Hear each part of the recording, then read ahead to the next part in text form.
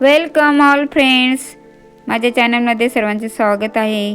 चला तर आपण एक नवी कहाणी देव म्हणजे काय? मूर्ती, कळस, चमत्कार नाही. कधी कधी देव आईच्या कुशीत जन्म घेतो, मातीवर चालायला शिकतो आणि न्याय देताना देव बनतो. आज आपण अशाच एका देवाची कथा ऐकणार आहोत, जो तलवार घेऊन नाही तर न्यायाची काठी घेऊन उभा राहिला. तो देव म्हणजे देव मामलेदार यशवंतराव. पुणे 13 सप्टेंबर 1815 मध्ये त्यांचा जन्म. इसवी सन 18 सप्टेंबर 1815.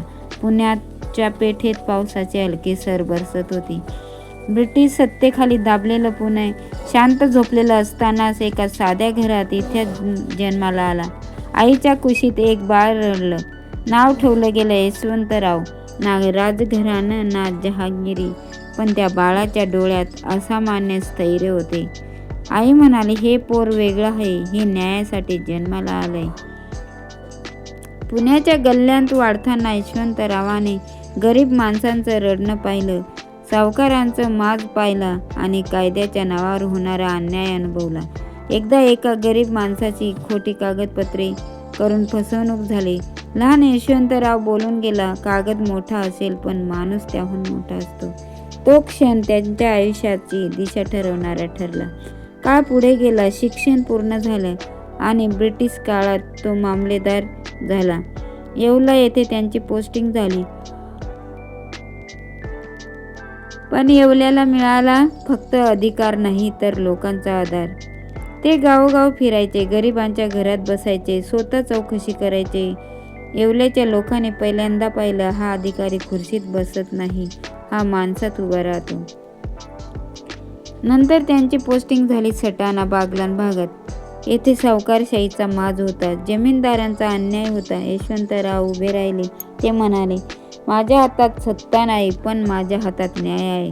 सावकारांवर कारवाई झाली, गरीब शेतकऱ्यांना न्याय मिळाला. लोक म्हणू लागले, हा मामलतदार नाही तर हा देव आहे. पण सत्तेला खुपतं. त्यांच्या विरुद्ध कट रचला गेला, धमक्या आल्या, दबाव टाकला गेला, पण त्यांनी मान वाकवली नाही. एका रात्री न्यायासाठी उभा असलेला तो माणूस या जगातून गेला.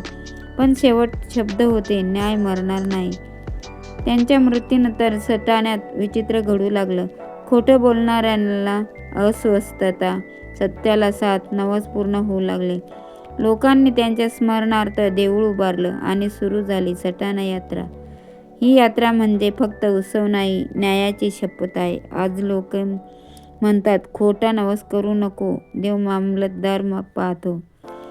पुण्यात जन्मलेले, येवल्यात न्याय देत घडलेले आणि सटाण्यात देव बनलेले नाव होतं यशवंतराव. पद होतं मामलतदार, पण कर्मामुळे झाले देव मामलेदार. देव मंदिरात नसतो, तो सत्याच्या बाजूने उभा असतो. आणि म्हणूनच आजही लोक म्हणतात, आम्ही देवाला नाही न्यायाला मानतो आणि तो न्याय म्हणजे देव मामलेदार. जेव्हा यशवंतरावांची बदली सटाणा बागलाण येथे झाली तेव्हा कुणालाही कल्पना नव्हती ही पोस्टिंग त्यांच्या आयुष्याचा शेवट आणि देवत्वाची सुरुवात ठरणार होती. सटाण्याची माती तेव्हा भयाने दडलेली होती. सावकार, जमीनदार, दलाल यांचा माज शिगेला पोचला होता. गरीब शेतकरी फक्त सही करणार नव्हता, तो आपलं आयुष्य गाण टाकणारा बनला होता. आणि अशाच वेळी सटाण्यात आला मामलतदार यशवंतराव. सटाण्याला मामलतदार, लोकांचा आधार. यशवंतराव सटाण्यात आले तेव्हा त्यांनी आधी खुर्ची पाहिली नाही तर माणसं पाहिली. तेव्हा शेतात गेले, विहिरीजवळ बसले, गरिबांच्या घरात पाणी प्यायले. ते म्हणायचे, माझा दरबार तहसीलमध्ये नाही, तो जनतेच्या मनात आहे. पहिल्याच काही महिन्यात सावकारांच्या विरोधात निर्णय झाले, खोटे कागद रद्द झाले, शेतकऱ्यांची जमीन परत मिळाली. सटाण्याच्या लोकांनी पहिल्यांदा अनुभवलं, कायदा म्हणजे भीती नाही, कायदा म्हणजे आधार आहे.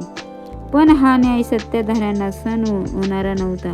मोठे सावकार, जमीनदार आणि काही भ्रष्ट अधिकारी एकत्र आले. धमक्या आल्या, बदलीचं आमिष दाखवलं गेलं, पैशाचे ऑफर आले. पण यशवंतराव शांतपणे म्हणाले, मी माझ्या आईला दिलेली शपथ तोडू शकत नाही. न्याय विकायला माझा जन्म नाही. त्या एका वाक्याने त्यांचा मृत्यू ठरला. पण देवत्वही. एका अंधाऱ्याची रात्र सटाण्याच्या परिसरात कट रचला गेला. काही म्हणतात त्यांची निर्घृण हत्या झाली. काही म्हणतात ते रहस्यमयरित्या गेले, पण सगळे मान्य करतात ते न्यायासाठीच गेले. शेवटच्या क्षणीही त्यांच्या ओठावर एकच वाक्य होते, सत्य जिंकेल. देह संपला पण शब्द जिवंत राहिले. मृत्यूनंतरच्या देवत्वाची सुरुवात. यशवंतराव गेल्यानंतर सटाण्यात काहीतरी बदललं. खोट्या साक्षीदारांना चैन पडेना. अन्याय करणाऱ्यांच्या घरात अस्वस्थता आली. न्याय मागणाऱ्यांचं काम पूर्ण होऊ लागलं. लोक म्हणू लागले, हा माणूस नव्हता, हा देवच होता. त्यांच्या आठवणीने सटाण्यात एक साधं देऊळ उभं राहिलं आणि तेथूनच जन्म झाला देव मामलतदार. दरवर्षी सटाण्यात यात्रा भरू लागली. ही यात्रा फक्त उत्सव नाही, करमणूक नाही, ही एक सत्य शपथ, खोट्या नवसाची भीती, न्यायाची आठवण. आजही लोक सांगतात, देव मामलतदारांना खोटं सांगू नको. तो देव आहे, पण डोळे उघडे ठेवून पाहतो. पुण्यात जन्मलेला, येवल्यात न्याय शिकलेला आणि सटाण्यात देव झालेला. नाव यशवंतराव मामलतदार. इतिहासानं दिलं नाव मोठं. देव मंदिरात नसतो, तो सत्याच्या बाजूने उभा असतो. म्हणूनच आजही सटाण्यास माती सांगते, न्याय मरणार नाही जोपर्यंत देव मामलतदार नाव जिवंत आहे. तर मित्रांनो, अशी होती देव मामलेदार यांची कहाणी. ते एक सरकारी अधिकारी होते आणि संपूर्ण आपल्या भारत देशात एकमेव सरकारी अधिकारी होते की त्यांचं मंदिर सटाणा तालुक्यात नाशिक जिल्ह्यात येत आहे. आणि एकमेव असे सरकारी अधिकारी होते, त्यांचे आज मंदिर बांधले गेले आणि त्यांना लोक देव म्हणून मानतात आणि त्यांची पूजा करतात. कारण त्यांनी जे कार्य केले पदावर असताना, तर ते कार्य अतिशय प्रेरणादायी आहे. आणि नक्कीच आपण सुद्धा ही कहाणी ऐकून त्यांच्याकडून प्रेरणा घेतली पाहिजे. आणि असे अधिकारी कमीच मिळतात आणि ते एक देवाच्या रूपानेच होते. देव म्हणूनच लोक त्यांना, ते लहानपणापासूनच त्यांना देवाची आवड होती आणि त्यांनी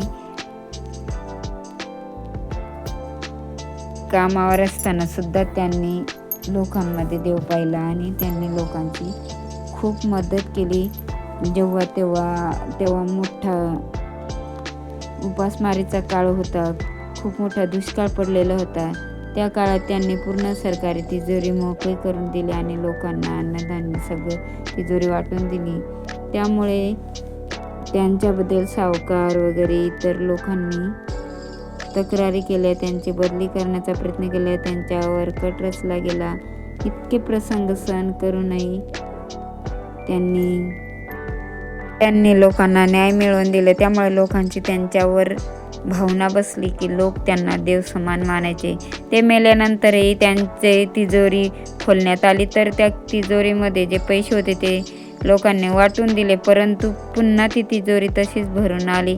तेव्हापासून लोक असे वेगवेगळे चमत्कार होऊ लागले आणि लोक त्यांना देव म्हणूनच मानत होते. आणि आजही त्यांचं मंदिर आहे आणि त्यानिमित्ताने सटाण्याची यात्रा भरवली जाते त्यांच्या जयंतीनिमित्त.